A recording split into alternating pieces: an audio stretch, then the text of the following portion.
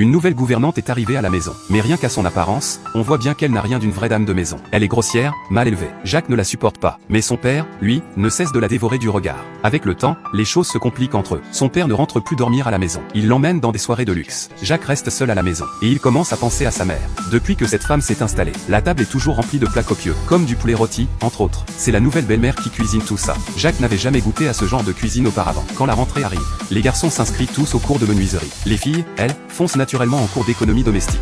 Mais Jacques, sans la moindre hésitation, annonce qu'il veut suivre les cours de cuisine. Juste parce qu'il s'agit de cuisine. Un jour, des camarades se moquent soudainement de son choix. Jacques rapporte des desserts faits en cours à la maison. Son père, impressionné, le félicite chaleureusement. Jacques jette alors un regard fier à sa belle-mère. Dès lors, chaque mercredi, Jacques rentre à la maison avec ses pâtisseries de l'école. Mais un jour, en rentrant, il découvre que son père et sa belle-mère ont déjà mangé sans lui. Ils viennent de finir sa tarte au citron. Et son père dit même que c'est ce qu'il a goûté de meilleur. Entre la curiosité et la frustration, Jacques est partagé. Il croque à son tour dans la tarte. Et doit bien reconnaître que c'est vraiment la meilleure. Sa belle-mère a déjà tenté de le dissuader, de vouloir rivaliser avec elle. Elle lui a dit clairement qu'il ne jouait pas dans la même cour. Jacques lui demande la recette.